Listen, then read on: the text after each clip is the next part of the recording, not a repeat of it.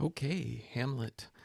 This is the longest of Shakespeare's plays, and unlikely to have been performed in Shakespeare's time in the form that we know it today. It has a reputation for being one of Shakespeare's most difficult, puzzling plays. It is intellectually rich, but also elusive.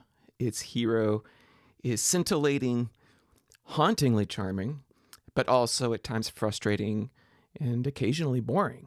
Hamlet has depths that are hard to reach. And once you're down there, once your eyes have adjusted to being immersed in all that dark, you immediately want to come up for air, gasping for something light.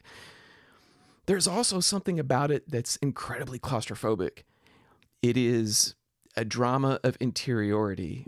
Is it the walls of Elsinore closing in or the inside of Hamlet's skull? I feel this way every time I read it, and I have to admit, I love it.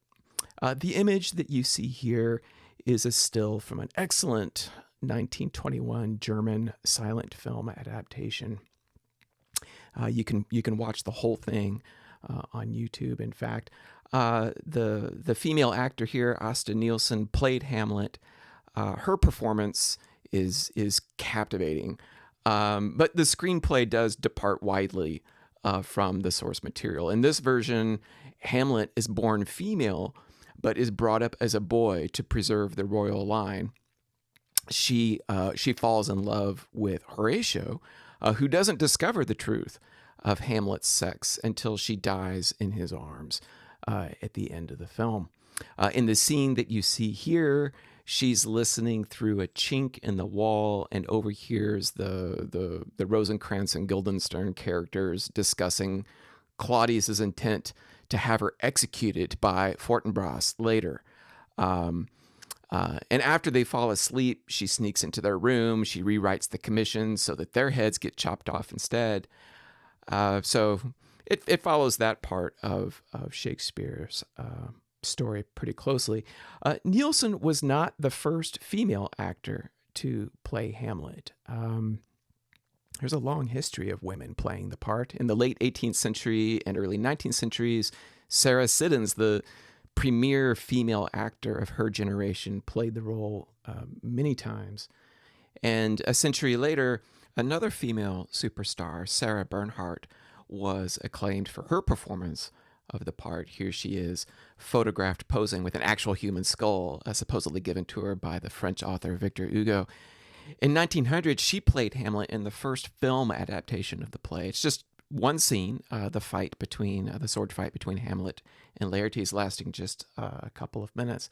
But she provides us with some insightful remarks on Hamlet's character and its appeal for female actors. She says, the artist, that is the artist who plays the part of Hamlet, must be divested of all virility. He must make us see a phantom compounded of the atoms of life and of the decay that leads to death. That is why I claim that these parts always gain when they are played by intellectual women. It's a wonderful, wonderful statement. So Hamlet belongs to a popular subgenre of Renaissance drama known as revenge tragedy. It was by no means the first play of this kind, and it would not be the last, but it is unquestionably the best. The typical revenge tragedy presents a bloody chain of events stemming from some grisly crime, in most cases a murder, that antedates the action of the play. And in the absence of any public reckoning for the bloodshed, it is left up to the play's protagonist, usually a close relation of the victim, to execute private justice. These efforts result in a spiral of escalating violence that ends up with a pile of corpses, including that of the hero usually. In addition to mass casualties, these plays often contain ghost characters, characters who experience extreme duress and descend into madness. There's always an abundance of graveyard imagery and grotesque spectacles of murder and mutilation performed on stage. The classical antecedent for revenge tragedy was the Latin playwright Seneca, And Shakespeare's first foray into tragedy, Titus Andronicus, 1594, contains many Senecan elements, including the revenge motive. But Shakespeare must have been familiar with earlier English revenge tragedies as well. Norton and Sackville's Gorboduc from 1561, before Shakespeare was even born, is an imitation of Seneca, as is Thomas Kyd's The Spanish Tragedy, probably from the late 1580s, but which may have been revised by Shakespeare himself for a later theatrical revival around the same time he was working on Hamlet. Another contemporary of Shakespeare, John Marston, composed the tragedy Antonio's Revenge, which was published 1 year before the first quarto edition of Hamlet. And speaking of, there's the title page for it. There's been a great deal of speculation and disagreement about the origins and the transmission history of Hamlet. There is intriguing but not unassailable anecdotal evidence that some version of this play existed prior to Shakespeare's affiliation with the Lord Chamberlain's men. Regardless, the version we have today most likely dates to around 1600. The first quarto was printed in 1603 by Valentine Sims for Nicholas Ling and another stationer, John Trundle, at roughly half the length of later, more authoritative editions of the play. This one has been grouped with the so-called bad quartos, like Romeo and Juliet, the first quarto of Romeo and Juliet. Besides cutting a great deal of material, the first quarto rearranges certain speeches and scenes while also incorporating a few new ones that are inconsistent with later versions of the play. And we're going to look at a couple of the more important ones in a few moments. The prevailing theory of the origin of the first quarto is that it is a memorial reconstruction created by one or more actors who played the parts and just remembered the lines and created a script. So a reconstruction of a theatrical version that was derived from a playbook, which was a pared down script intended for performance, rather than being from Shakespeare's original draft or foul papers. The titles page emphasis is on the play's performance rather than its authorship. And that lends some credence to this theory of the origins of the origin of the first quarto. We're told here, as it hath been divers times acted by his highness's servants in the city of London, as also in the two universities of Cambridge and Oxford, and elsewhere.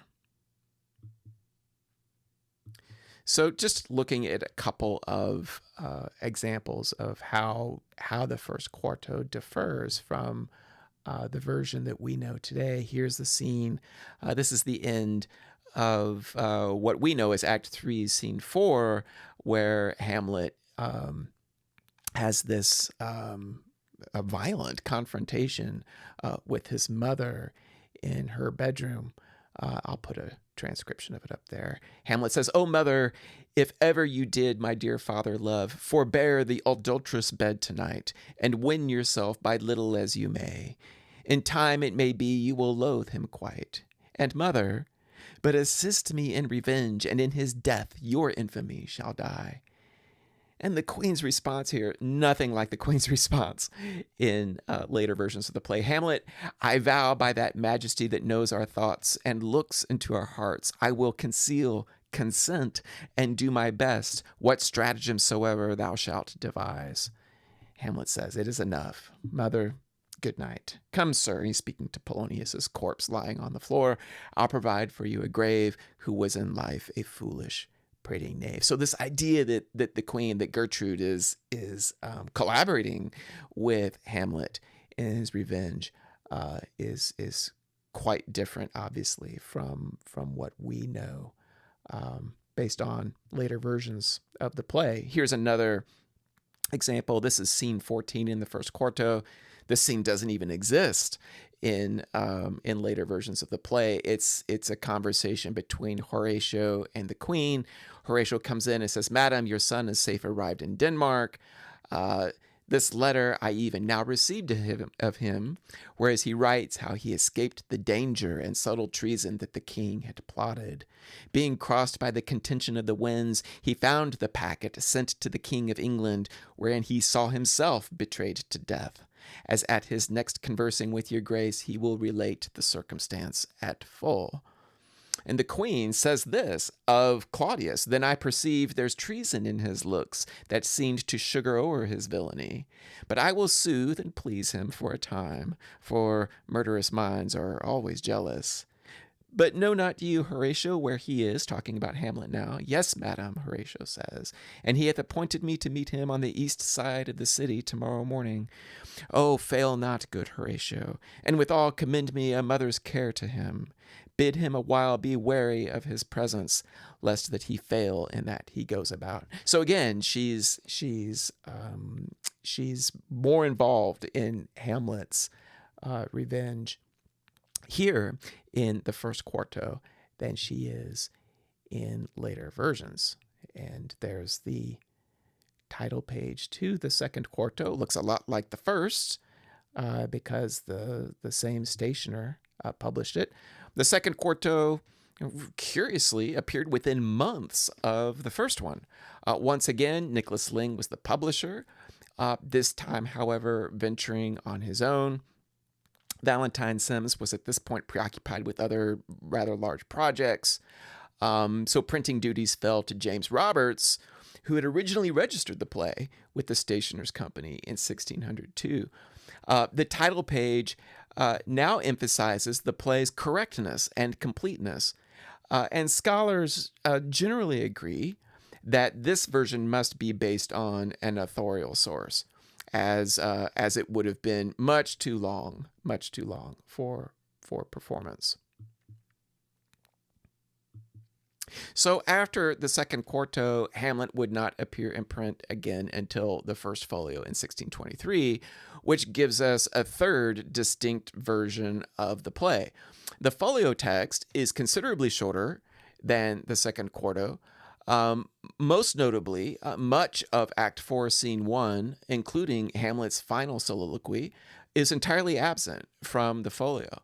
At the same time, complicating things even more, the folio contains a handful of passages, about 70 lines or so, that are absent from the second quarto.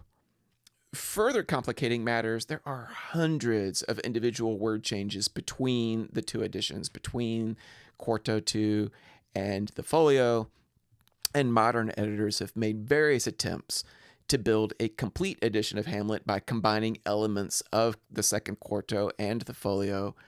The Norton Shakespeare, for example, which I applaud. I think this is the most reasonable, the most reasonable editorial approach to the text, uses the second quarto as its base text and then incorporates the additional lines from the first folio, which are indicated in our edition by italics. The Oxford Modern Critical Edition uses only the second quarto. They ignore the folio materials completely. But other editors have gone a step further, picking and choosing between the many word changes between the two texts. And the result is that there are numerous modern editions of Hamlet that have substantive variations between them. So before we get into a synopsis of the play, I just want to point out some of the major characters. Obviously, Hamlet, of course, his mother, Gertrude, who her speech prefix in the play is the queen, and then Claudius, the king. Claudius is Hamlet's uncle, who marries Gertrude after she's widowed, and of course we know that Hamlet discovers that Claudius has murdered his father and married his mother. Then we have this counselor, Polonius, and he has two children, Laertes and Ophelia. And then we have some sort of peripheral figures. There's Horatio, a friend of Hamlet, who appears throughout the play, becomes more important towards the end. He's Hamlet's almost constant companion throughout Act 5. There is Fortinbras, and I consider them one character, the numbskulls, Rosencrantz and Guildenstern. Many of these characters will be dead by the end of the play, starting with Polonius and his death, kind of like the death of Mercutio in Romeo and Juliet, just sort of creates a chain reaction. And in the final scene of the play, Hamlet, Gertrude, Claudius, and Laertes are all killed. Rosencrantz and Guildenstern also dead, and Ophelia also dies in a very different scenario that we'll take a close look at later in this video.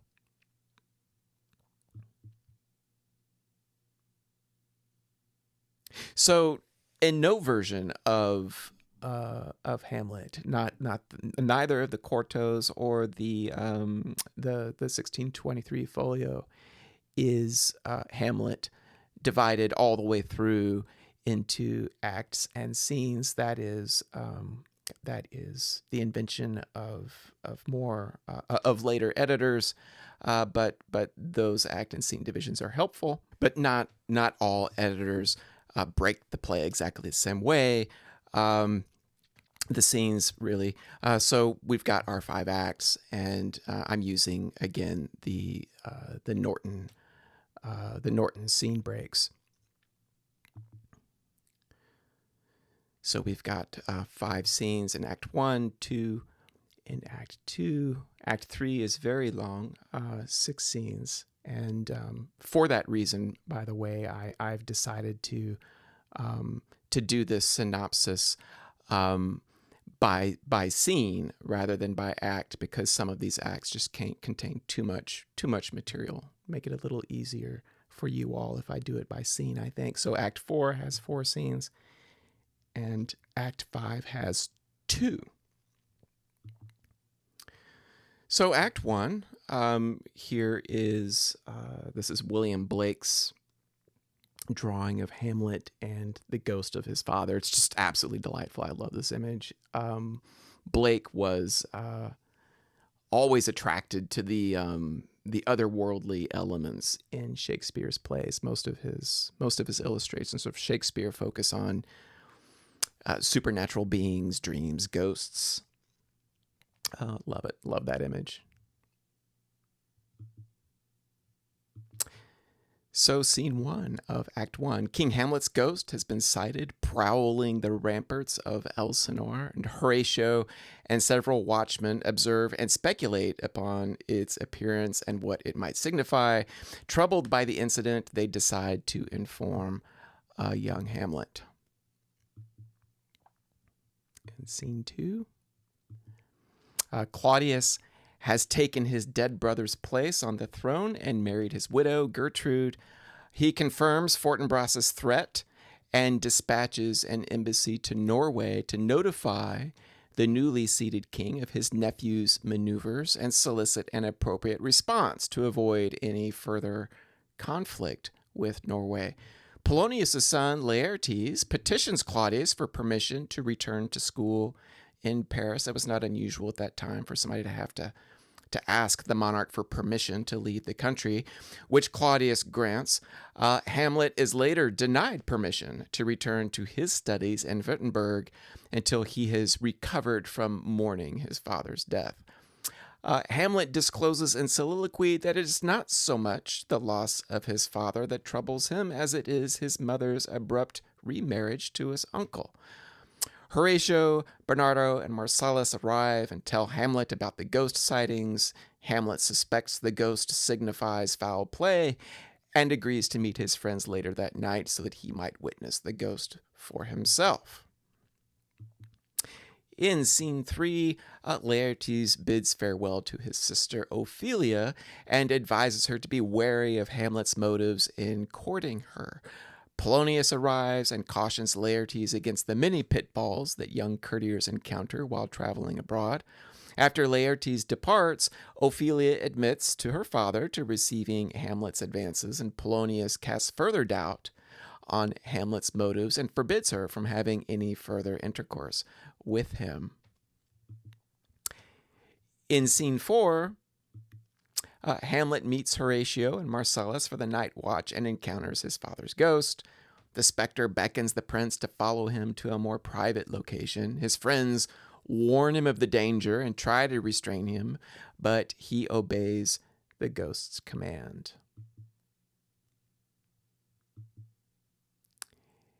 And in scene 5, now alone with the ghost, Hamlet promises revenge after learning that his father was poisoned in his sleep by Claudius.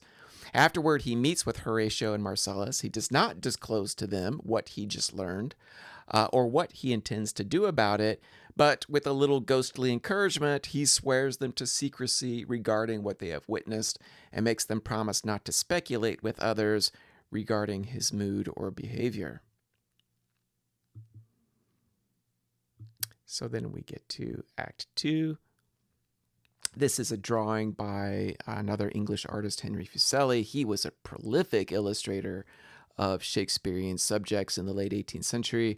This is a wonderfully detailed interpretation of Ophelia's account of Hamlet's distressed behavior in Scene 1, specifically Scene 1 of Act 2, specifically lines 84 to 97, where Ophelia says, "He took me by the wrist and held me hard. Then goes he to the length of all his arm, and with his other hand thus o'er his brow, he falls to such perusal of my face as he would draw it.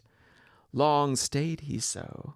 At last, a little shaking of my arm, and thrice his head thus waving up and down, he raised a sigh so piteous and profound as it did seem to shatter all his bulk and end his being.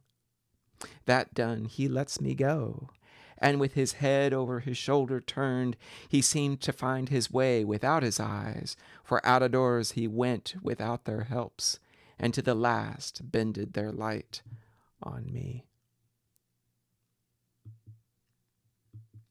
So Scene 1 of Act 2, just read part of it. Polonius dispatches Reynaldo to Paris with instructions to spy on his son Laertes.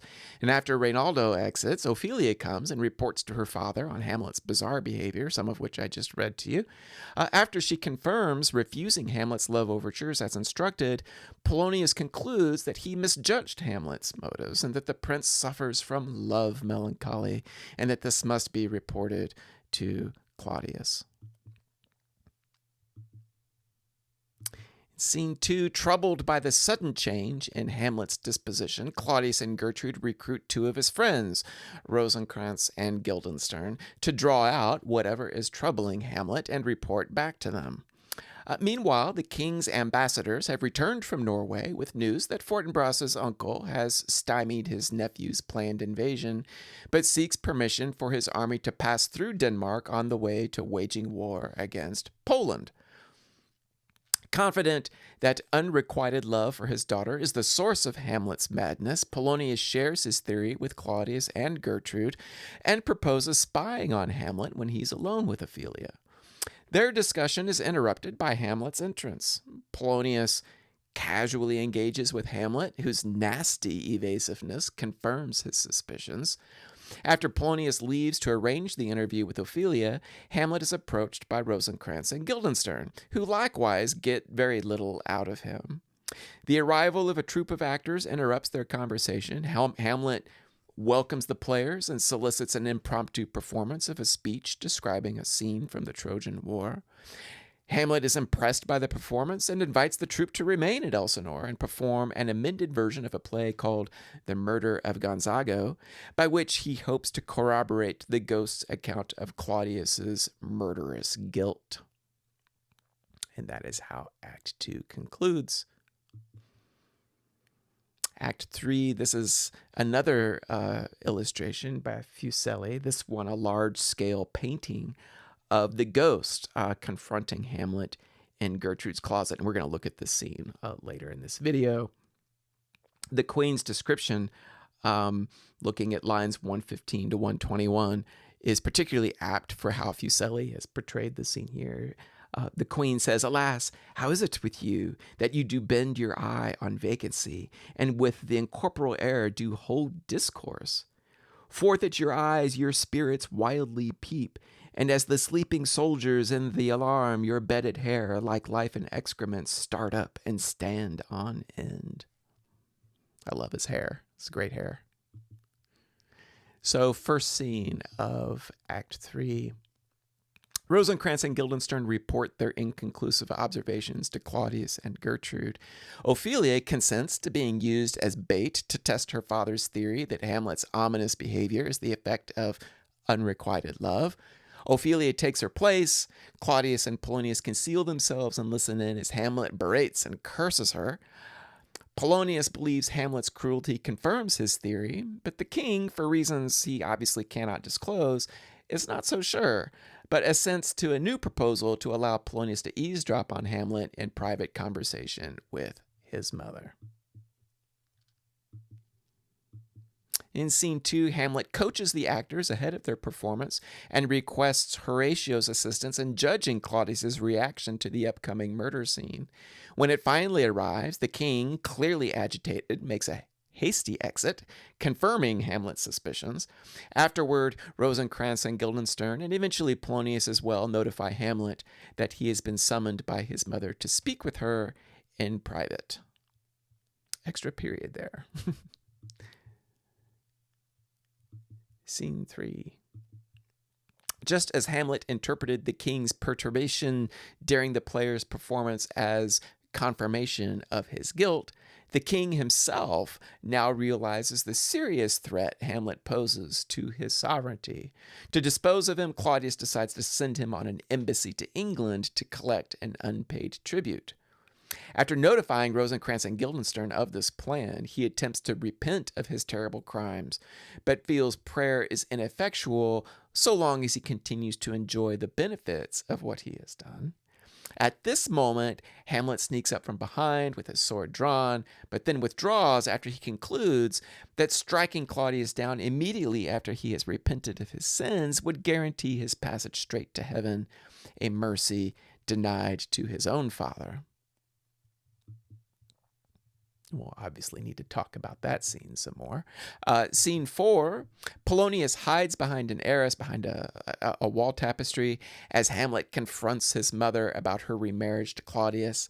Frightened by his hostility, she cries out. This startles Polonius, and mistaking Polonius for the king, Hamlet blindly stabs through the arras, killing him. He resumes immediately, berating his mother, but is interrupted now by the entrance of his father's ghost, who reproves him for straying from his sworn revenge.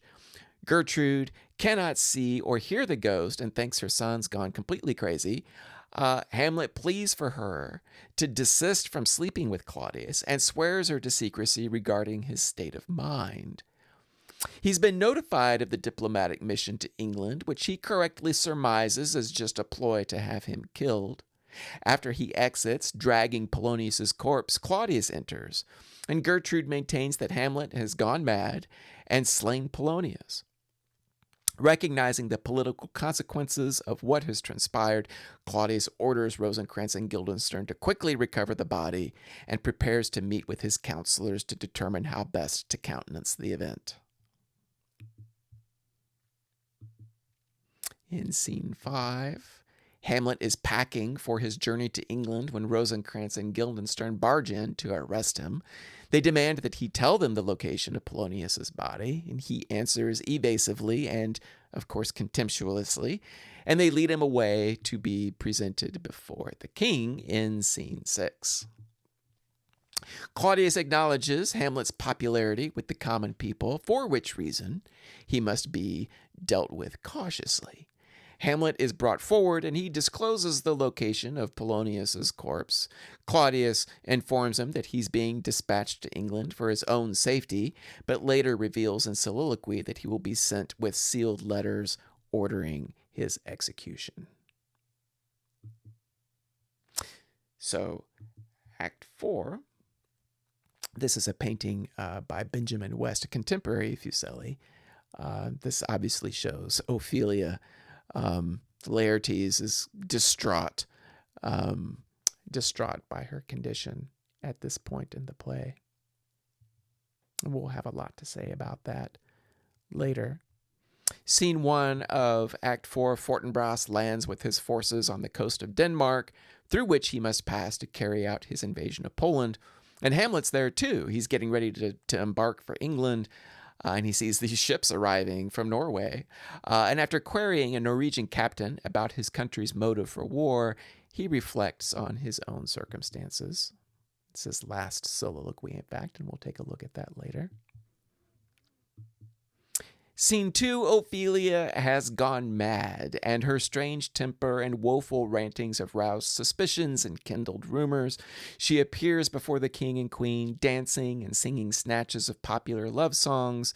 Seeing her thus, Claudius acknowledges his failure to manage the fallout from her father's murder. Meanwhile, Laertes has returned from France, eager to avenge his father. He musters a sizable force and storms the castle, demanding answers from Claudius, who denies culpability in the matter. Suddenly, Ophelia returns, singing more songs as she distributes wildflowers among the members of court. Laertes is distraught, discovering his sister in this condition. Claudius manages to calm him and promises to answer his questions and satisfy his desire for justice.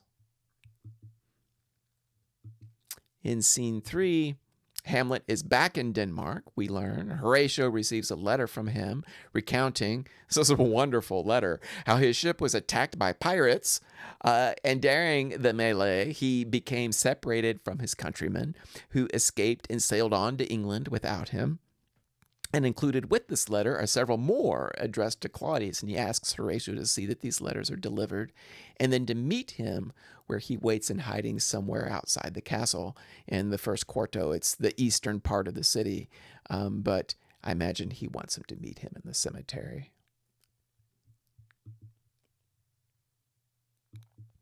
And the final scene of Act 4, now this is Claudius in conference with Laertes. He's already told Laertes when the scene opens that Hamlet is responsible for his father's death, and now explains the necessity of treading carefully in pursuing justice. He's on the point of informing Laertes of Hamlet's fate in England when a messenger arrives with the letter apprising him of Hamlet's return. Startled by this news, Claudius turns Laertes' revenge motive to his advantage by plotting to have him kill Hamlet during a fencing tournament. To ensure the job gets done, Laertes offers to poison his blade, and Claudius offers to prepare a draught of poison in case all else fails. And then at the conclusion of their conversation, Gertrude arrives, distraught, and announces that Ophelia has drowned. So the final act, Act 5, this is what you see here. This is a drawing from the 1880s, the famous graveyard scene in the opening scene of Act 5, showing Hamlet examining the putrid skull of Yorick. This is the most iconic image of any Shakespearean character, and one that in some ways has become synonymous with the bard himself. So scene 1 of Act 5. A sexton, a gravedigger, and his assistant dig Ophelia's grave and comment on the circumstances of her death and burial. Accompanied by Horatio, Hamlet picks among the bones scattered on the ground and banters with the gravedigger. He becomes somber when he learns the skull he's holding is that of the former court jester, Yorick. Ophelia's funeral procession arrives. It's a wonderfully melodramatic scene. Hamlet and Laertes become rivals in grief and fight over her grave. In her grave, in fact, I think they are.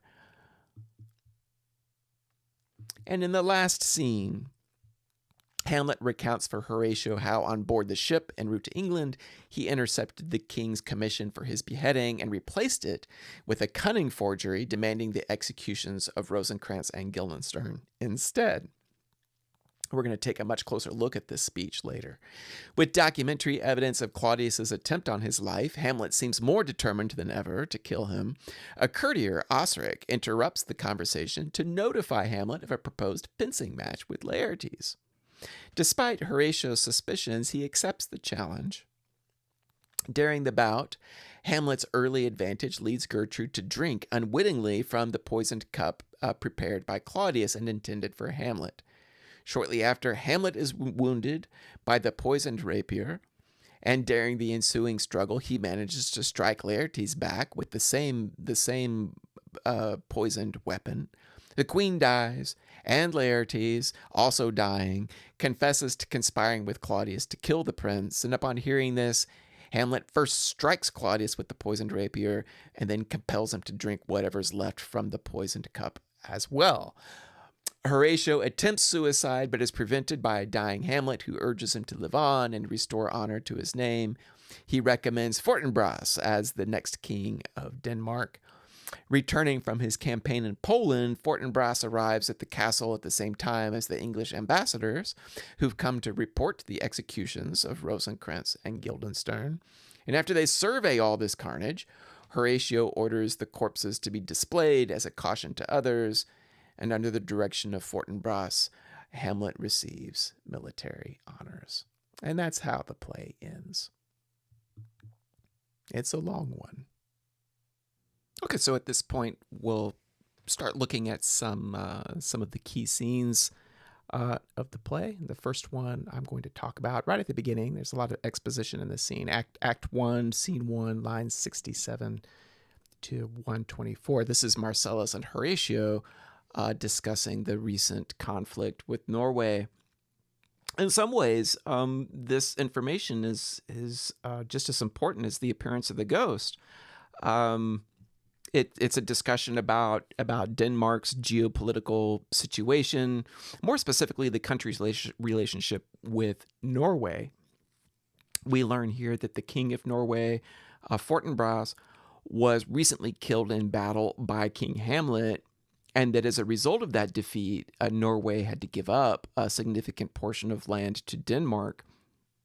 And so there's now a rumor that Fortinbras' son, also named Fortinbras, is mustering a sizable force to take back this land. His martial presence and energy in the play, Fortinbras, might remind you of Hotspur in Henry IV, Part 1. A very similar character. Fortinbras will serve as a foil for Hamlet. Fortinbras also being a young man who, like Hamlet, has lost his father to an act of violence and who takes action to avenge his death, something that Hamlet is unable to accomplish. So Act 1, Scene 2, lines 68 to 157, this is where we get our introduction to Hamlet, remarking on his father's death and his mother's remarriage. You'll see that I've put a little floral device next to the line numbers for this scene, and that's because there is a soliloquy. One of Hamlet's soliloquies in this scene. There are 7 of them. Major ones. There are some other soliloquies that are short and a little more incidental, but 7 big ones that we'll take a look at. This scene is a conversation between Hamlet and his mother Gertrude and stepfather Claudius on the cause of Hamlet's grief, and they're counseling him that he needs to sort of get on with life. Claudius and Gertrude here assume that Hamlet is grieving the death of his father, that's why he's so upset. Gertrude says, "Do not forever with thy veiled lids seek for thy noble father in the dust. Thou know'st 'tis common, all that lives must die, passing through nature to eternity." And Claudius echoes that. He's a little more forceful. in what he says to Hamlet. You must know your father lost a father. That father lost his, and the survivor bound in filial obligation for some term to do obsequious sorrow. But to persever in obstinate condolement is a course of impious stubbornness, 'tis unmanly grief. But Hamlet clearly indicates that he's troubled by something more than just his father's death, that his semblance of grief conceals something more profound. All forms, moods, shapes of grief are actions that a man might play, he says. But I have that within which passes show, these but the trappings and the suits of woe. His first major soliloquy, which starts at line 129 in the Norton edition, the first line gives an example of a word on which the second quarto and folio do not agree. In folio, the line reads, "Oh, that this too solid flesh." In the second quarto, it reads, "sallied flesh." And both words work in this context, but obviously mean very different things. And my personal preference is actually for the quarto reading, which the Norton preserves, but not all editions of Hamlet do. I've also seen editions that use the word solid from the folio. Essential traits of Hamlet's character emerge in this speech. His revulsion at corporeal being and implicitly sexual desire as well, that prompts his obsession with death and thoughts of suicide. The disgust with which he looks upon the business of the world more generally. He says, "How weary, stale, flat, and unprofitable seem to me all the uses of this world. 'Tis an unweeded garden that grows to seed. Things rank and gross in nature possess it merely." What most upsets him, clearly, is not just his father's death. And we must remember that he doesn't know yet that his father was killed by Claudius. What upsets him here is his mother's remarriage to his uncle, which he believes followed too soon after King Hamlet's death. "A beast that once discourse of reason would have mourned longer," he says. "Frailty, thy name is woman." That is one of several misogynistic remarks that Hamlet will make, many of them directed at Ophelia as well as his mother. The next scene here, Act 1, Scene 4, lines 8 through 38. This is one of two long passages in Act 1 that are not included in the folio. The other one is an allusion to Shakespeare's play Julius Caesar. This speech is the more important because Hamlet elaborates here on a theory of human nature, and it's really interesting. His idea is that there's some quality, some inborn trait in some men that just guarantees their self-destruction. It's grammatically a very complex speech, really hard to read, but I'll go ahead and read through it. "So oft it chances in particular men that for some vicious mole of nature in them, as in their birth wherein they are not guilty, since nature cannot choose his origin, by their o'ergrowth of some complexion, oft breaking down the pales and forts of reason, or by some habit that too much o'erleavens the form of plosive manners, that these men, carrying, I say, the stamp of one defect, being nature's livery or fortune's star, his virtues else, be they as pure as grace, as infinite as man may undergo, shall in the general censure take corruption from that particular fault." And he's referring in this speech to Claudius, but it's a speech that carries obvious significance for Hamlet himself once he discovers, as he's about to do, the truth behind his father's death and the course of vengeance on which that knowledge will put him. It's a speech that requires the reader to ask, what is Hamlet's nature? What is his defect? What's his flaw? And is that flaw constitutional? Or is it providential? Act 1, Scene 5, lines 9 through 112. This is Hamlet's meeting, his encounter with the ghost of his father. Another soliloquy in this scene. Hamlet follows his father's ghost, who explains in graphic detail how he was murdered by Claudius. And because he died an unnatural death without repentance, with all my imperfections on my head, he says, he's denied entrance into heaven. That's why he sort of walks the earth. He also has harsh words for his former wife, Gertrude, whom he considers an adulteress for marrying his brother. Virtue, as it never will be moved, though lewdness court it in a shape of heaven, so lust, though to a radiant angel linked, and that's Gertrude is the lustful angel here, will sate itself in a celestial bed and prey on garbage, he says. So the ghost is clear in this scene that he expects Hamlet to avenge his murder and the usurpation of his marriage bed. Let not the royal bed of Denmark be a couch for luxury and damned incest, he says. But he also warns Hamlet not to let himself become distracted by his mother.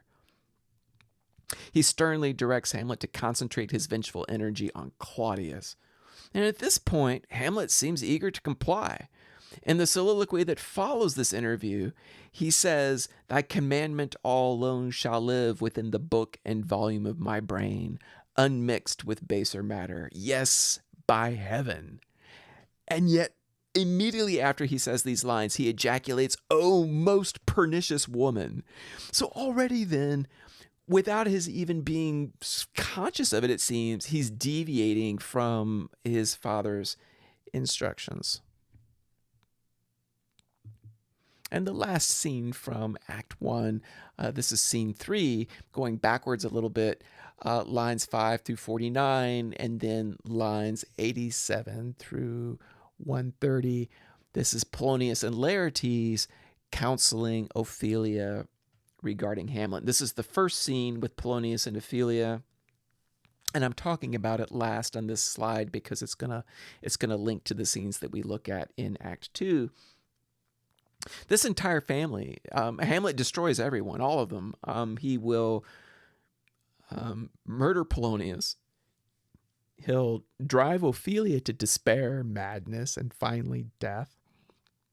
And then in the final act of the play, he's going to kill Laertes in the play's climactic sword fight. Now, we learn here that Hamlet has been wooing Ophelia, to which she apparently has been, she's been receptive to him.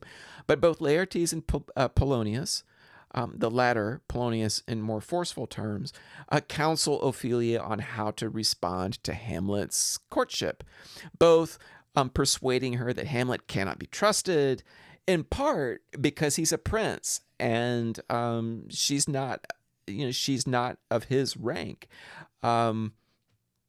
His will is not his own, Laertes tells her. He may not, as unvalued persons do, carve for himself, for on his choice depends the safety and health of this whole state. But both Laertes and Polonius they're also concerned with preserving her chastity. Do not believe his vows, Polonius advises, for they are brokers not of that dye which their investments show, but mere implorators of unholy suits, breathing like sanctified and pious bonds, the better to beguile. Laertes is even more explicit. He says, "Weigh what loss your honor may sustain, if with too credent ear you list his songs, or lose your heart or your chaste treasure open to his unmastered importunity." I really like that Ophelia pushes back against her brother a little bit here. She says, "But, good my brother, do not, as some ungracious pastors do, show me the steep and thorny way to heaven, whiles a puffed and reckless libertine himself the primrose path of dalliance treads." She's obviously referring to the sexual temptations that she knows Laertes will encounter when he goes away to Paris. It's significant that such temptations, by the way, are of no concern to Polonius when he counsels Laertes how to maintain his reputation while he is away at school. So the first scene we'll look at in Act 2, Scene 1, lines 71 through 114, Ophelia reports Hamlet's disposition. So after Polonius in this scene carefully advises Reynaldo how to obtain information about Laertes while he's in Paris by observing his activities and casually gossiping with his associates, Ophelia comes to him, evidently upset, and gives a detailed report of Hamlet's bizarre, frightening behavior, which Polonius misinterprets as the symptoms of love melancholy. This episode raises questions about Hamlet's motives with Ophelia. Is he using her here? Is he playing the part of the distracted lover? Is he playing a role to cover his agitated state of mind after just learning of his father's murder? Does he already expect Ophelia to report his behavior to Polonius, knowing that it will eventually be relayed to Claudius and his mother Gertrude? How we answer those questions affects, I think, how we interpret Hamlet's critical interaction with Ophelia in Act 3. So I've got a bunch of scenes listed together here. Act 2, Scene 2, lines 231 to 270, and then several scenes from Act 3, Scene 2, lines 310 to 344, Scene 3, lines 1 to 26, and Scene 5, lines 1 to 29. All of these are about the characters, or involve the characters Rosencrantz and Guildenstern. Their original names in the first quarto were Rosencraft and Gilderstone. And I like the explicit artifice in their original names, the crafted and the gilded. These are two more people in Hamlet's social circle who are willing to betray him. They were they're childhood friends of Hamlet's, and now they're turned royal goons. They spy on him, they interrogate and arrest him, and eventually they escort him to his would-be scaffold in England. Of course, Hamlet never gets there, and heads roll, but not Hamlet's. And yet Rosencrantz and Guildenstern are so inept, they're so inane, that all these actions just become fodder for Hamlet's wit. Despite the love once shared between them, Rosencrantz and Guildenstern prove more loyal to the king than to Hamlet. And Rosencrantz articulates the social and political theory that underpinned medieval monarchism and the divine right of kings that maintained social stability. And that speech is in the very beginning of Scene 3, Act 3. Rosencrantz says, "The cease of majesty dies not alone, but like gulf doth draw what's near it with it. Or it is a massy wheel fixed on the summit of the highest mount, to whose huge spokes 10,000 lesser things are mortised and adjoined, which when it falls, each small annexment, petty consequence, attends the boisterous ruin. Never alone did the king sigh, but with a general groan." Hamlet does not subscribe to this mystification. 2 scenes later, he tells Rosencrantz and Guildenstern, "The body is with the king, but the king is not with the body. The king is a thing of nothing." Now, this difficult passage is shot through with irony, making multiple interpretations possible. But if it's read as political theory, it might suggest that kingship is an abstract concept that doesn't carry any real weight. Or in the specific case of Claudius, that he's not the legitimate ruler of Denmark. In any case, Hamlet sees right through Rosencrantz and Guildenstern. He knows what they're doing. He knows why they're doing it. They're a couple of puppets, all the more dangerous because they are so dim-witted, and he does not trust them. Some of his wittiest remarks in the entire play are directed at them, as when he compares himself to a musical instrument that they would play upon. He says, "Do you think I'm easier to be played on than a pipe? Call me what instrument you will, though you fret me, you cannot play upon me." And then again later, when he compares Rosencrantz to a sponge. "Take you me for a sponge, my lord?" Rosencrantz asks. "I, sir," Hamlet says, "that soaks up the king's countenance, his rewards, his authorities. When he needs what you have gleaned, it is but squeezing you, and, sponge, you shall be dry again." It's Act 3, Scene 1, lines 42 to 185. There's another soliloquy here, the soliloquy of all soliloquies. And in this scene, Claudius and Polonius listen as Hamlet berates Ophelia. So up until his death in the play, Polonius operates under the assumption that Hamlet is in love with his daughter, and that's why he seems so moody and distracted. And to convince Claudius of this, he uses Ophelia to bait Hamlet into conversation while they sort of hide off to the side and observe his behavior. This is a very typical move in Shakespeare's dramaturgy.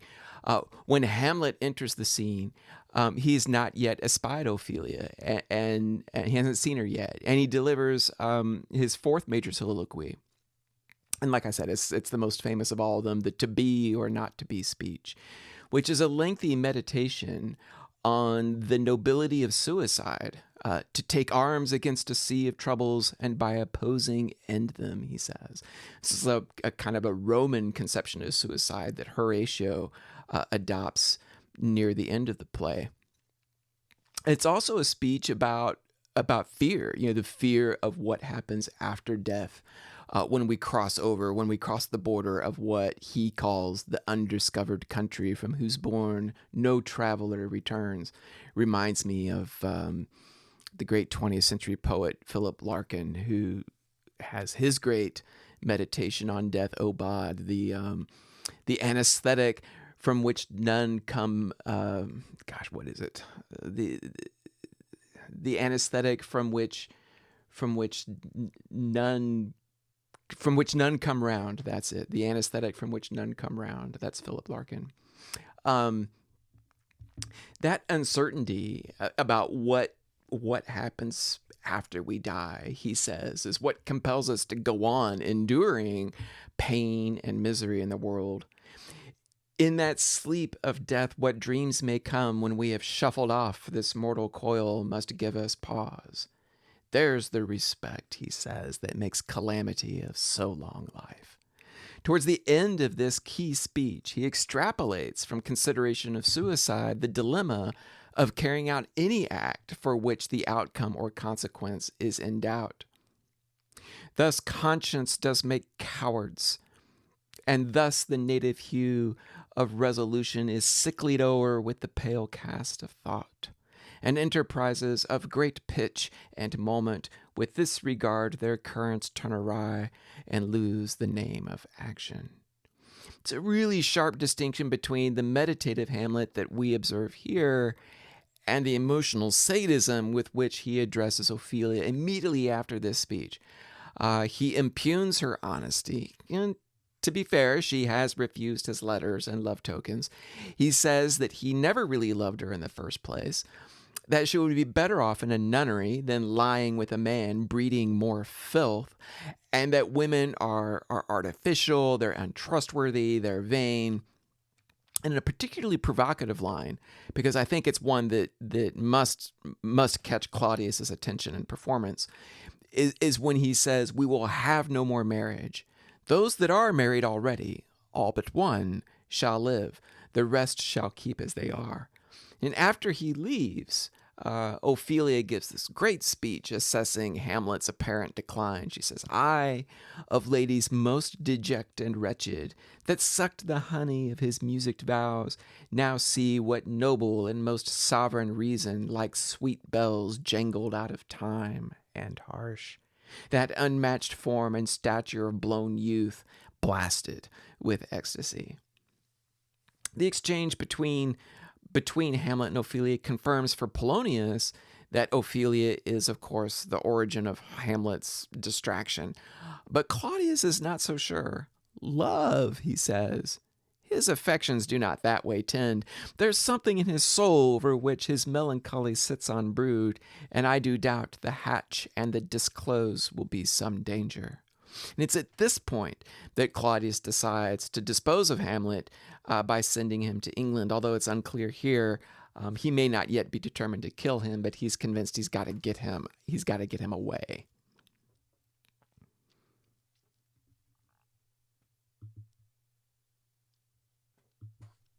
So Act 2, Scene 2, lines 468 to 524, another soliloquy in this section. I call it To Catch a Mouse. Hamlet's third major soliloquy comes after he has witnessed a moving recitation by one of the professional actors who've come to perform at Elsinore. Hamlet reproaches himself here for having lost the will, apparently, to avenge his father's murder, and compares himself to the actor, who can generate motive internally, spontaneously, and transform himself into a fiction. He can become another person. Whereas Hamlet has external motivation. He has real reasons to act, and yet admits that his will has faltered. He says, "Is it not monstrous that this player here, but in a fiction, in a dream of passion, could force his soul so to his own conceit that from her working all the visage wanned, tears in his eyes, distraction in his aspect, a broken voice, and his whole function suiting with forms to his conceit, and all for nothing? Yet I, a dull and muddy-mettled rascal, peak like Jana dreams, unpregnant of my cause, and can say nothing, no, not for a king upon whose property and most dear life a damned defeat was made. Am I a coward? What emerges as a central problem of the play is Hamlet's incessant deliberation. He's paralyzed by thought. He seems to take more pleasure in thinking than in doing.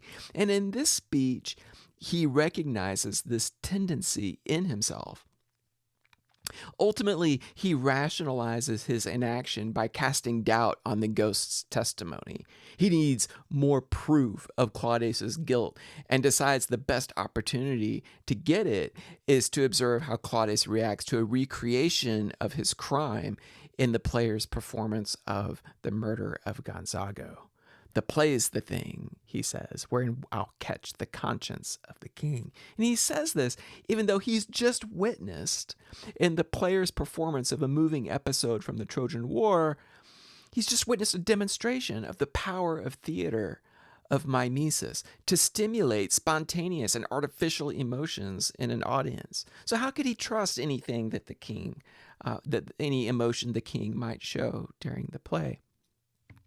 All of this is an example of meta-theater. Like A Midsummer Night's Dream, Hamlet contains many scenes of meta-theater. In the earlier comedy, the mechanicals, the amateur actors, they rehearse and they stage a botched sort of funny performance of Pyramus and Thisbe for Theseus, Hippolyta, and the other newlyweds. In Hamlet, by contrast, Shakespeare introduces a troupe of skilled professional actors who perform the murder of Gonzaga before the court of Claudius and Gertrude. Once again, the characters in the play that we're watching on stage, they become audience to a play within the play. And Hamlet himself is well-versed in theatrical performance. He has seen this same troupe of actors perform many times before in the city, we're told. He recognizes individual actors and remarks how some of the boys have grown taller and how they're soon going to lose their voices that they need to play female parts. If you're curious about that, that's Scene 2, Act 2, Scene 2, lines 348 to 354. And he presents a sophisticated, Hamlet presents a sophisticated and a learned theory of dramaturgy. And at the beginning of Act 3, Scene 2, he offers really detailed advice on how to play a part convincingly and all the things that actors can do wrong to ruin a play. So we need to look at a crucial moment in the play. Act 3, Scene 3, lines 36 to 98. This is the best opportunity that Hamlet has to kill the king. And it's right after, he's just seen Claudius's response, his reaction to the performance of the murder of Gonzaga, which he sees as just verification of the ghost's accusation against Claudius. And now he has the opportunity to do it, and he doesn't. And both characters, both Claudius and Hamlet in this scene, speak in soliloquy. Claudius speaks, but Hamlet's never actually present for any of his words. So a true soliloquy. Hamlet talks, and Claudius is present, but is not heard. Claudius can't hear what Hamlet's saying. This is similar to what stage direction sometimes identifies an aside, when a character says something that the sort of directed towards the audience that the other characters on stage can't hear. This scene offers a textbook example of dramatic irony, where characters speak or act based on assumptions that the reader or the audience knows to be false. So in this scene, Claudius wishes to repent his crime, but can't. He says, "What form of prayer can serve my turn? Forgive me my foul murder. That cannot be, since I'm still possessed of those effects for which I did the murder, my crown, mine own ambition, and my queen. May one be pardoned and retain the offense?" And at the end of the scene, he says, "My words fly up, my thoughts remain below. Words without thoughts never to heaven go." And while Claudius is attempting to pray, Hamlet sneaks up behind him. I picture Claudius kneeling and looking up at this point, and Hamlet's got his sword raised. He's ready to strike him down. But then he misreads Claudius's attempt at prayer as genuine repentance and decides in the moment that it would be wrong to kill him now, since his newly unburdened soul would go straight to heaven rather than to hell, a grace that he reminds himself was not afforded to his father when Claudius killed him. So he says, "Am I then revenged to take him in the purging of his soul when he is fit and seasoned for his passage? No," he says. Next, we'll look at a couple of scenes involving this encounter with his mother, this interview with his mother, in which Polonius winds up killed. So, this is the moment. This is the moment that sort of drives the momentum of the rest of the tragedy. I'm going to talk first about Act 3, Scene 2, lines 359 to 370. This is Hamlet's fifth major soliloquy. It's a short one. It's 11 lines. It comes shortly after the performance of the murder of Gonzaga, and either the subject matter of the play or Hamlet's commentary on it has upset Claudius and Gertrude. And Hamlet's told, he's told first by Rosencrantz and Guildenstern, and then a few minutes later by Polonius, that his mother is angry and wishes to have words with him in private. Polonius, of course, is excited about this because he sees an opportunity to spy on Hamlet, which is something that he and Claudius had talked about at the end of Act 3 and Scene 1. At this point, Hamlet's attention shifts from Claudius to Gertrude. He opens this speech. He opens it with a seemingly renewed commitment to executing his vengeance. He says, "Now could I drink hot blood and do such business as the bitter day would quake to look on." And indeed, in the next scene, and we just looked at it, he nearly slaughters the king. But then he focuses instead on how he will deal with his mother, which he expresses using really disturbing language of matricidal violence. "O heart, lose not thy nature. Let not ever the soul of Nero enter this firm bosom." Nero is a Roman emperor who supposedly murdered his mother. Let me be cruel, not unnatural. I will speak daggers to her, but use none. And when they're finally alone together, he's absolutely relentless in his attack on Gertrude right from the moment that they meet together on stage. He berates her for marrying Claudius and for having sex with him. This idea that his mother's having sex with him, he finds especially revolting, and he's generally repulsed by sexuality throughout the play. The queen says at one point, "Oh, Hamlet, speak no more. Thou turn'st my very eyes into my soul, and there I see such black and grieved spots as will leave there their tinct."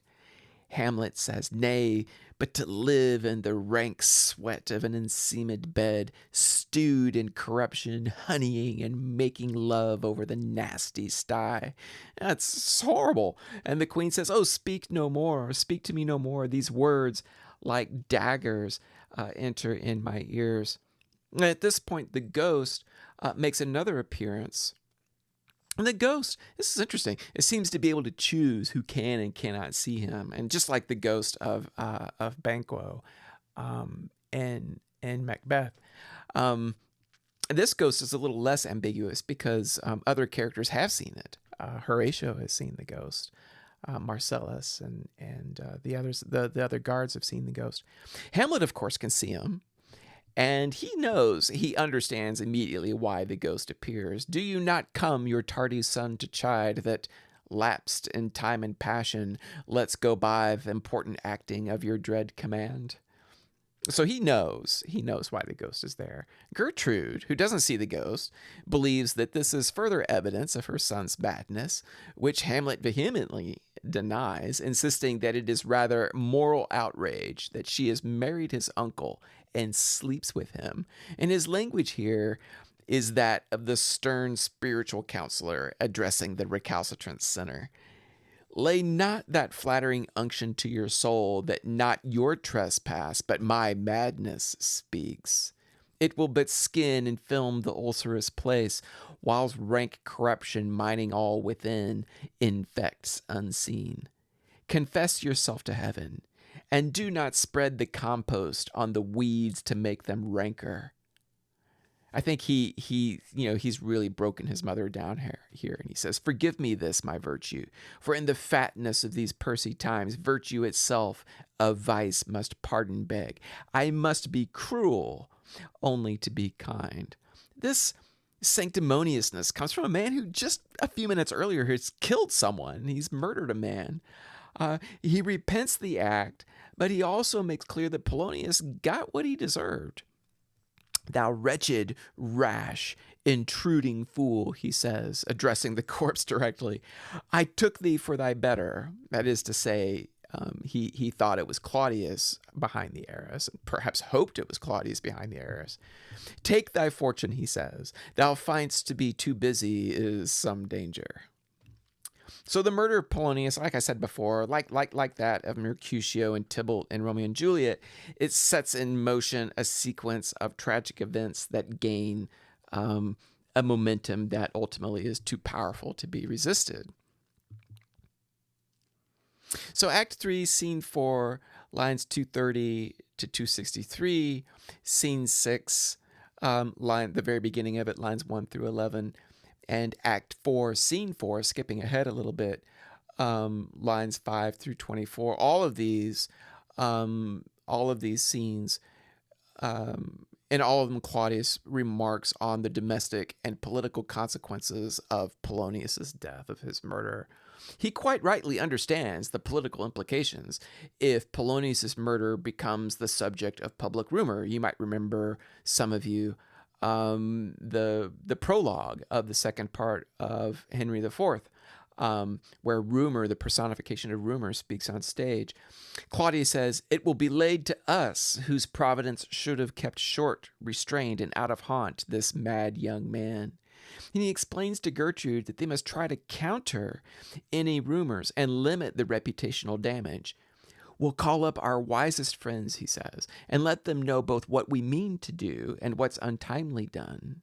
whose whisper over the world's diameter, as level as the cannon to his blank transports his poisoned shot, may miss our name and hit the woundless air.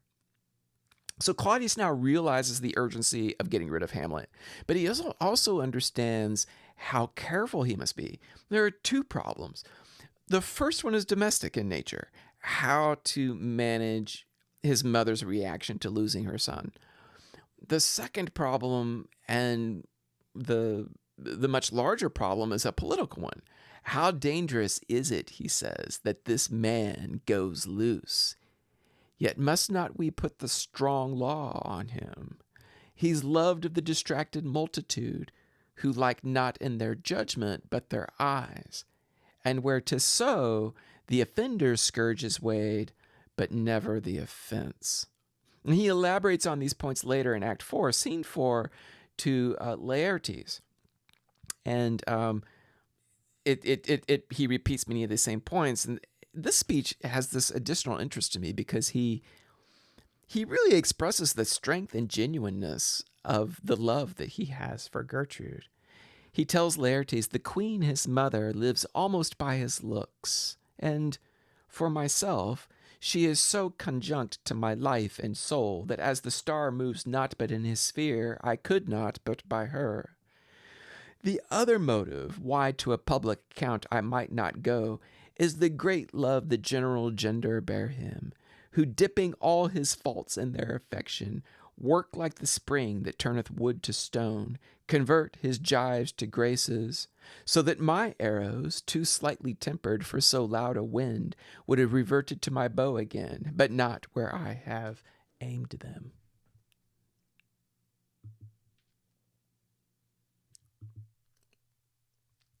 Act 4, Scene 1, lines 8 through 65. Hamlet remarking on Fortinbras's enterprise. This scene is almost entirely absent from the folio, just a few lines in the folio. And it contains Hamlet's last major soliloquy, comparing his own cowardly inaction to Fortinbras, a man that Hamlet, when he's dying at the very end in Act 5, Scene 2, he nominates him to be the king of to be the king of Denmark. Fortinbras, who's willing to waste human lives and deplete his country's treasure to wage war over the right to a small and apparently worthless parcel of land in Poland somewhere. Even Fortinbras's own men are dubious about the mission. Hamlet's speech here contains echoes of his earlier comments on the actor's performance in Act 2, Scene 2. What he seems to admire in Fortinbras is his even mixture of godlike reason, the faculty that separates us from beasts, Hamlet says, and Fortinbras's courage. That Fortinbras has not so much courage as to lead one to thoughtless and reckless action, and yet not such a surplus of reason either that he can't bring himself to act at all.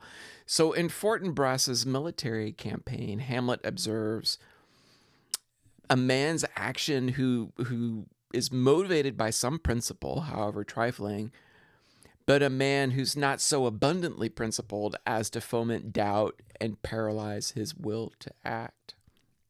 Hamlet says, rightly to be great is not to stir without great argument, but greatly to find quarrel in a straw when honor's at the stake. How stand I then, that have a father killed, a mother stained, excitements of my reason and my blood, and let all sleep, while to my shame I see the imminent death of 20,000 men that for a fantasy and trick of fame go to the graves like beds, fight for a plot whereon the numbers cannot try the cause, which is not tomb enough and continent to hide the slain. And the speech concludes with Hamlet's most explicitly stated resolution: put that in severe air quotes, to carry out his vengeance. Oh, from this time forth, my thoughts be bloody or be nothing worth. My thoughts. That's right. Not my actions. My thoughts be bloody or be nothing worth. So we'll talk now about Ophelia, what happens to Ophelia. We'll start with Act 4, Scene 2, a couple sections of Scene 2, lines 4 through 15, and then a little later, lines 74 to 108. It opens with our first glimpse of Ophelia's madness, Scene 2, that is. Right away, there is concern that her strange appearance and wild gestures, her mysterious verbal expressions will create unrest and destabilize the state. Horatio says, "'Twere good she were spoken with, for she may strew dangerous conjectures in ill-breeding minds," he says. That metaphor, strewing dangerous conjectures, perhaps drawing on Ophelia's character and performance. She might be scattering wildflowers as she moves across the stage in this scene. Later in the scene, Claudius draws a similar conclusion. He says, "The people are muddied, thick and unwholesome in thoughts and whispers for good Polonius' death." And he orders Horatio to keep a close eye on Ophelia. But with Laertes' return from Paris at this point, a full-blown insurrection is now already underway, confirming what Claudius had said earlier about the political fallout of Polonius' death. And I think this whole scene of Laertes coming to the castle with a kind of makeshift army is a scene that definitely would have touched nerves in 1601 after the failed Essex Rebellion, in which Shakespeare's company was briefly implicated. Act 4, Scene 2, lines 130 to 139, and Scene 4, lines 106 to 125. Revenge should have no bounds. This is both these scenes, both these sections of both Scene 2 and Scene 4 involve Laertes. And like Fortinbras, Laertes becomes a foil for Hamlet's character. Unlike Hamlet, he is thoroughly committed to vengeance. He does not equivocate. He says, "To this point I stand, that both the worlds," and what he means is both this world, the physical world, and the afterlife, "that both the worlds I give to negligence. Let come what comes, only I'll be revenged most thoroughly for my father." That "let come what comes" line really stands out to me in light of some of Hamlet's final speeches. After Claudius and Laertes learn of Hamlet's surprise return to Denmark, they conspire to develop a new strategy to kill him, but give it the appearance of an accident. What stands out most to me in this exchange, 106 to 125 in particular, are Claudius's remarks about passion and action. And he tells Laertes, passion dissipates. It becomes less intense. He uses the metaphor of a candle that's burning low. And as it goes out, so does our resolve to act. He says, there lives within the very flame of love a kind of wick or snuff that will abate it. That we should do when we would. For this wood changes and hath abatements and delays, as many as there are tongues, are hands, are accidents. And then this should is like a spendthrift sigh that hurts by easing. This is interesting in light of Hamlet's earlier opportunity to kill Claudius, because Laertes responds to Claudius's question at the end of the speech, what would you undertake to show yourself indeed your father's son more than in words? And Laertes says to cut his throat in the church. And Claudius confirms, he's like, yeah, revenge should have no bounds.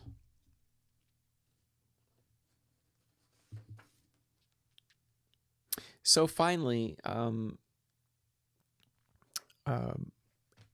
going to get to Ophelia's death here. Act 4, Scene 4, lines 162 to 182.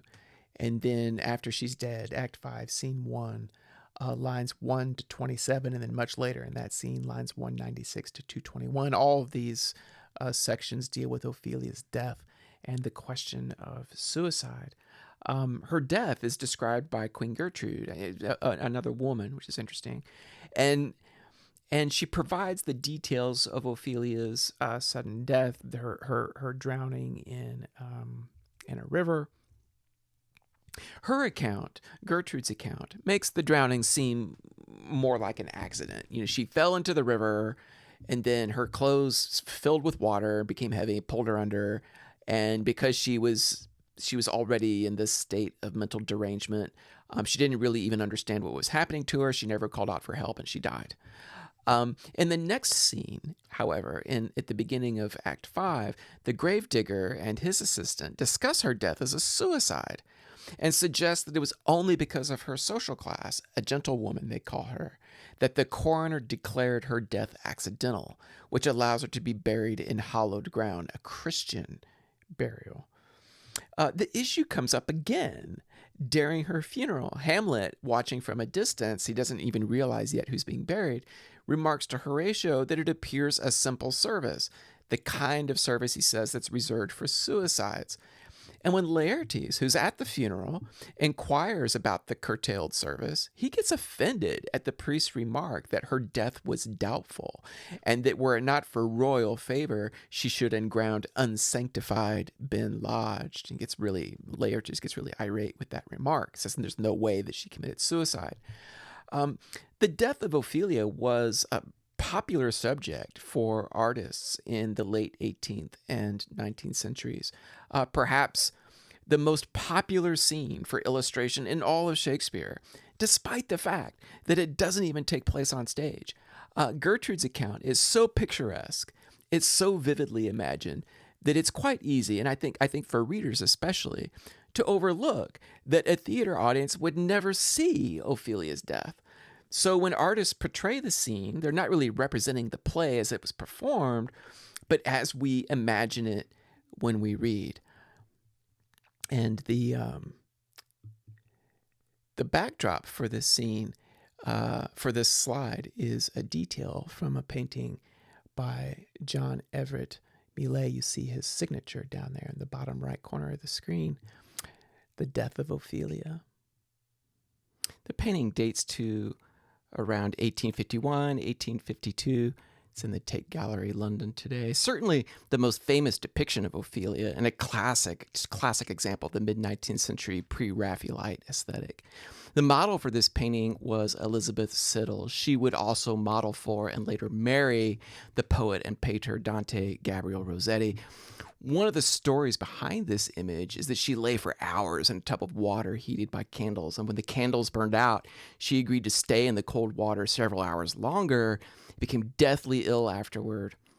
A decade later, she died of an opium overdose, and her death, like Ophelia's, was suspected by some to be suicide. Before we move on to a couple of scenes in Act 5, I will show you a few more illustrations. There are many more than I can show you here. I'm probably going to show you too many that offer different perspectives on the scene. Some of them, like this one by Mary Hoare, an 18th century artist who favored Shakespearean subjects, emphasize the accidental nature of her death. Some others focus more on her madness and melancholy. 19th century male artists were attracted to this subject because it afforded them an opportunity to visualize sexist Victorian attitudes towards women and emergent theories of mental illness. Here's another 18th century illustration, this one by a man, Henry Tresham, that adopts Mary Hoare's approach of emphasizing the fall from the willow tree. Some of the models for these paintings, here's another one from the 19th century. Some of the models were quite young. This one in particular She doesn't look above 13 or 14 to me. This one is my favorite by Bastien Lepage. She's a naturalist painter. This image, though, its composition, its palette, its subject matter, it's fantastic. Strikes me as being more in the symbolist idiom of the late 19th century. And this is the last one. I promise this is the last one. It's just a second-rate imitation of the painting by Millet.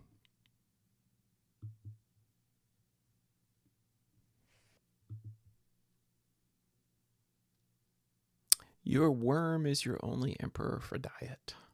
Hamlet on death. Act 3, Scene 6, lines 16 to 35. Act 5, Scene 1, lines 68 to 99 and 155 to 195. Hamlet, as everyone knows, even before you read the play, he's a character famous for his morbid imagination and meditations, and many of his troubles originate in his views on death and his uncertainty about what follows after. So for him, death seems absolutely final. It makes everything we hope to accomplish in this world seem futile and pointless. And the idea of rewards and punishments to be distributed in the hereafter is scarcely satisfactory as motivation for him.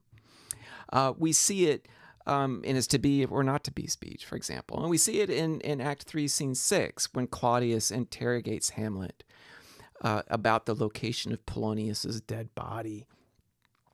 And Hamlet says, your worm is your only emperor for diet. We fat all creatures else to fat us, and we fat ourselves for maggots. Your fat king and your lean beggar is but variable service, 2 dishes, but to 1 table. That's the end.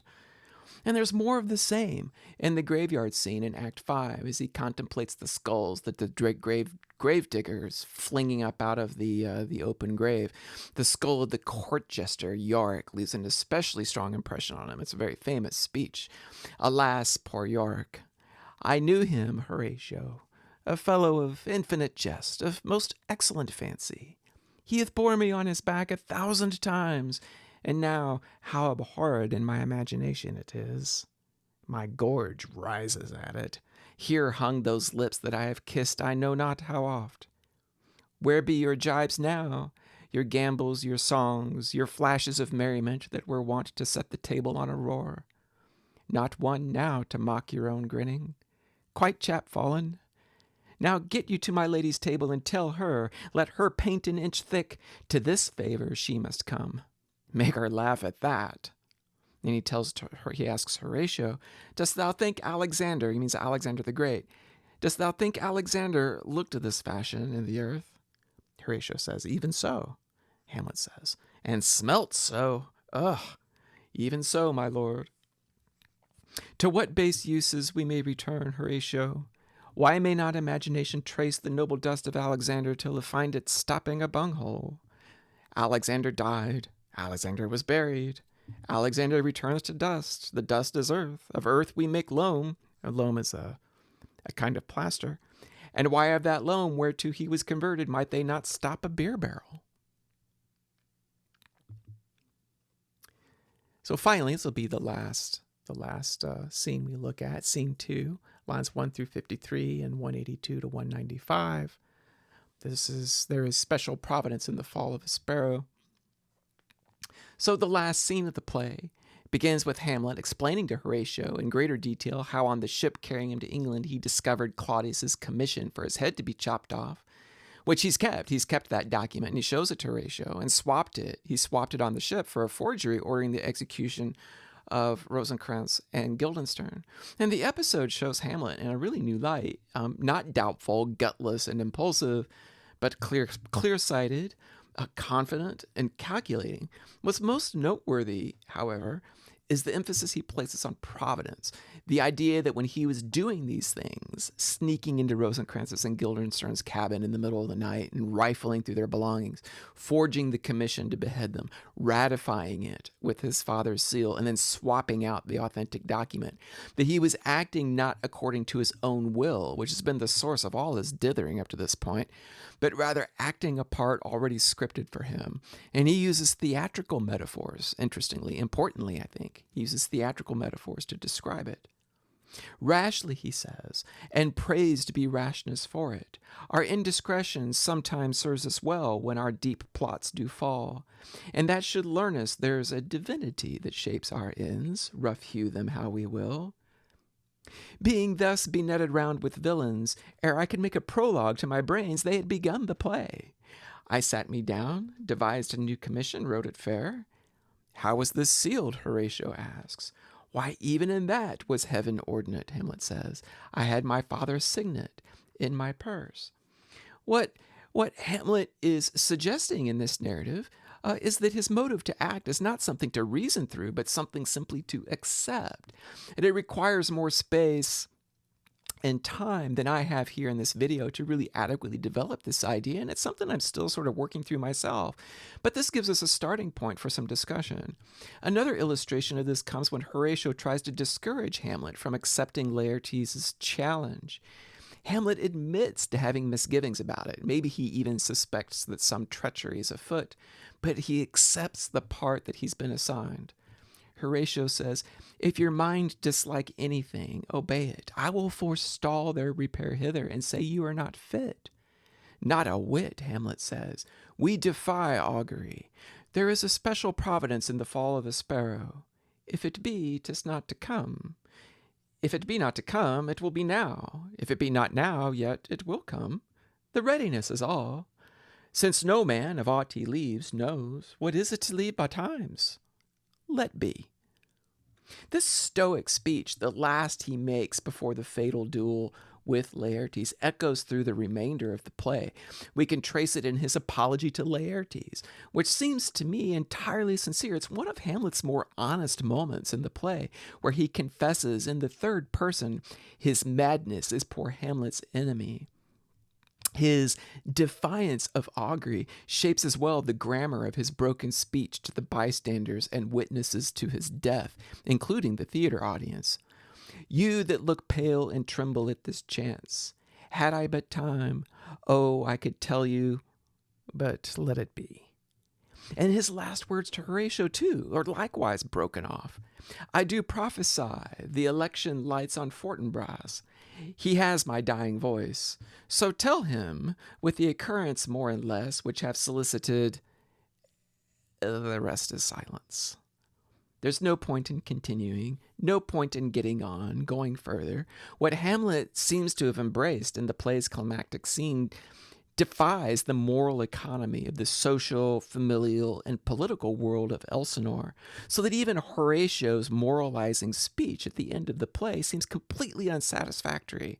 It's abrupt, it seems crass, it seems beside the point. So shall you hear, Horatio says, of carnal, bloody, and unnatural acts, of accidental judgments, casual slaughters, of deaths put on by cunning and for no cause, and in this upshot purposes mistook, fallen on the inventors' heads.